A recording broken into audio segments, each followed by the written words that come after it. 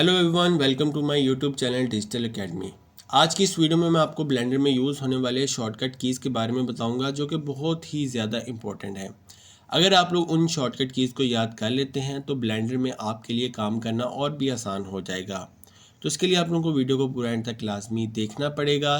इससे पहले अगर आप लोगों ने डिजिटल एकेडमी यूट्यूब चैनल को अभी तक सब्सक्राइब नहीं किया तो जल्दी से इसको सब्सक्राइब कर ले और बेल आइकन पर लाजमी क्लिक कीजिएगा ताकि आप लोगों को हर आने वाली नई वीडियो मिलती रहे। तो चलिए फिर वीडियो को शुरू करते हैं। सबसे पहले हम लोग अगर टी को प्रेस करेंगे, ठीक है, यहाँ पर हमारे टूल्स हाइड हो जाएंगे। अगर मैं टी को दोबारा प्रेस करूँगा तो ये हमारे यहाँ पर शो हो जाएंगे। तो बेसिकली टी इसलिए यूज़ होता है कि अगर हमने अपने टूल्स को हाइड करना हो तो सेम टी प्रेस करेंगे तो यहाँ पर हमारे टूल्स शो हो जाएंगे।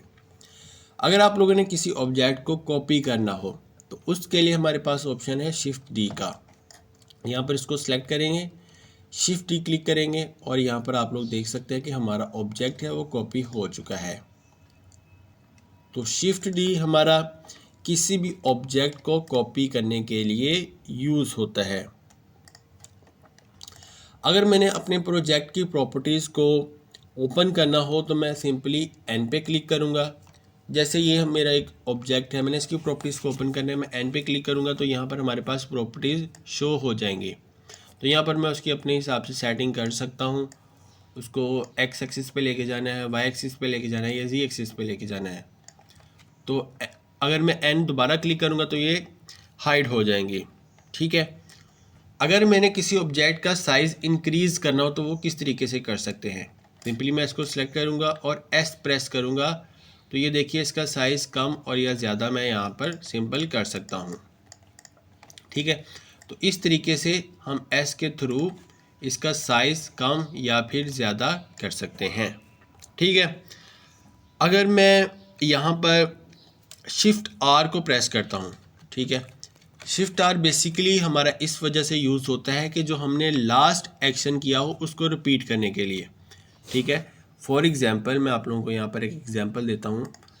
अगर ये मेरा एक ऑब्जेक्ट है, इसको मैं ऊपर की तरफ लेके गया हूँ, अब मैं शिफ्ट आर को प्रेस करूँगा तो ये देखिए वो ऊपर की जानिब ही जाता जाएगा। ये देखिए शिफ्ट आर हमारा इसलिए यूज़ होता है किसी भी ऑब्जेक्ट को या जो लास्ट हमारा स्टेप होता है उसको रिपीट करने के लिए।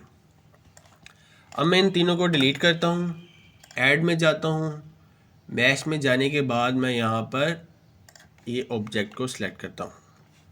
इसके बाद जूम इन करता हूँ और अपने आप के लिए यहाँ पर थोड़ा सा एडजस्ट कर लेता हूँ, ठीक है। थोड़ा सा जूम आउट करते हैं और इसके साइज़ को थोड़ा सा इंक्रीज़ कर लेते हैं, ठीक है, और इसको थोड़ा सा एडजस्ट कर लें। अब अगर हमने किसी भी ऑब्जेक्ट का फ्रंट व्यू देखना हो तो हम 1 पे प्रेस करेंगे, ठीक है, और अगर हमने साइड व्यू देखना हो तो हम लोग 3 पे प्रेस करेंगे। इसके अलावा अगर हमने टॉप व्यू देखना हो तो हम लोग 7 पे क्लिक करेंगे और 9 क्लिक करेंगे तो हमारे पास ये बॉटम व्यू आ जाएगा, ठीक है। ये तो हमारे था किसी भी ऑब्जेक्ट को व्यू करने के लिए। अब जो हमारा टैब है, अगर मैं टैब पे क्लिक करूँगा तो इससे हमारा जो ऑब्जेक्ट एडिट मोड में भी जा सकता है और ऑब्जेक्ट मोड में भी। जैसे कि अभी मैंने टैब पे प्रेस किया तो ये मेरा है ऑब्जेक्ट मोड। अगर मैं टैब पे प्रेस करूँगा तो ये आ जाएगा हमारा एडिट मोड, ठीक है। अब इसके अलावा अगर मैं ए सेलेक्ट करता हूँ, ठीक है, अगर मैं ए सेलेक्ट करूँगा एडिट मोड में जाने के बाद, ठीक है, अगर अब मैं सिंपली यहाँ पर ए को प्रेस करूँगा तो ये मेरा पूरा ऑब्जेक्ट सिलेक्ट कर देगा। मुझे ऐसे मतलब कंप्लीट सिलेक्ट करने की ज़रूरत नहीं पड़ेगी। यहाँ पर कई होते हैं या फिर कई नहीं सिलेक्ट होते। अगर सिंपली ए को प्रेस करूँगा तो ये मेरा सारा जो ऑब्जेक्ट है वो सिलेक्ट हो जाएगा, ठीक है। अब जैसा कि एक्सट्रूड रीजन टूल है उसके लिए मैं ई प्रेस करूँगा। अगर मैं ई प्रेस करूँगा, ठीक है, ई प्रेस करने के बाद मैं किसी भी शेप में से किसी चीज़ को एक्सट्रूड कर सकता हूँ, ठीक है। तो ई बेसिकली हमारा इस वजह से यूज़ होता है। कंट्रोल जी इसको कर लेते हैं। और इसके अलावा जो हमारा इंसर्ट फेसेस है उसके लिए, इंसर्ट फेसेस के लिए हमारा आई यूज़ होता है, ठीक है। मैं आई पे प्रेस करूँगा तो यहाँ पर आप लोग देख सकते हैं कि कैसे हमारी शेप अंदर जा रही है। थोड़ा इसको जूम करके मैं आप लोगों को दिखाता हूँ। आई, ये देखिए, ठीक है। आई हमारा ये शॉर्टकट की हमारी यूज़ होती है इंसर्ट फेसेस के लिए। अब बेवल टूल के लिए हमारे पास कंट्रोल प्लस बी, ठीक है, कंट्रोल प्लस बी। अब ये देखिए, ठीक है, कंट्रोल प्लस बी हमारा बेवल टूल के लिए। ये थे कुछ इम्पोर्टेंट जो कि टूल जहाँ तक अभी हमने स्टडी किया है उसके हिसाब से ये हमारे अब तक के टूल्स थे, ठीक है। शॉर्टकट कीज़ थे, इनमें टूल्स के शॉर्टकट कीज़ भी मैंने आपको बताया, जिनमें बेवल हो गया, इसके अलावा इंसर्ट फेसेस, एक्सट्रूड रीजन, इसके अलावा एडिट मूड हो गया। ये तमाम तर इसमें आप लोगों ने किस तरीके से काम करना है उसके लिए मैंने आप लोगों को शॉर्टकट कीज़ बताई हैं।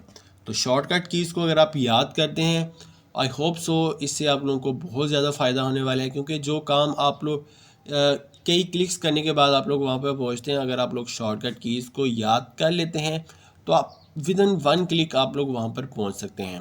तो इसलिए मैं आप लोगों को रिकमेंड करूँगा कि आप लोग शॉर्ट कीज़ को अच्छे तरीके से याद करें, कोशिश करें। इसकी प्रैक्टिस ही है, अगर आप याद करने बैठेंगे तो आप लोगों को मुश्किल होगी, लेकिन अगर आप लोग इस पर प्रैक्टिस करेंगे, बार बार प्रैक्टिस करेंगे, तो आप लोग इस पर अबूर हासिल कर लेंगे। तो आप लोगों को फिर याद करने की ज़रूरत नहीं पड़ेगी। ज़्यादा से ज़्यादा ऑब्जेक्ट को क्रिएट करें, ज़्यादा से ज़्यादा प्रैक्टिस करें, तो आप लोगों के लिए ही फ़ायदेमंद है। आप लोगों को आज की वीडियो कैसी लगी है, वीडियो को लाइक करें। अगर आप लोगों का कोई भी क्वेश्चन हो किसी भी चीज़ के रिलेटेड, या आप लोग किसी स्पेसिफिक टॉपिक के ऊपर वीडियो चाहते हैं, तो नीचे कमेंट में बता दिया करें।